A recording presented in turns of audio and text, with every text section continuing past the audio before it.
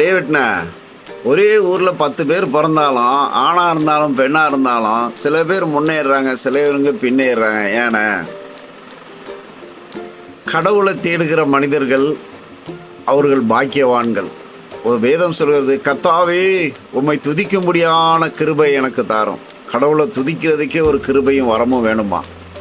இந்த கெட்ட வழியில் போகிறவங்கள பாரு, தண்ணி அடிக்க போகிறவன், சண்டை போட போகிறவன், கத்தியை தூக்கிட்டு போகிறவன், தப்பான வழியில் போகிறவனுக்கு கடவுள் பக்தி இருக்காது. இருக்கும், சும்மா ஒரு பேருக்கு இருக்கும்.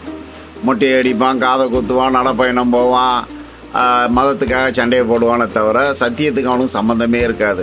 எந்த ஒரு மனிதன் சத்தியத்துக்கு கீழ்ப்படிஞ்சு இருக்கிறானோ அவன் அறிவுக்கு வேலை கொடுப்பான், கல்விக்கு வேலை கொடுப்பான், உழைப்புக்கு வேலை கொடுப்பான், முன்னேற்றத்துக்கு வேலை கொடுப்பான், வாழ்நாளில் முன்னேற்றத்தையே நோக்கி போவான். அதனால் அவன் முன்னேறுவான். அவன் குப்பையில் கிடந்தாலும் புறாச்சிறகா முன்னேறுவான். அல்லேலூயா.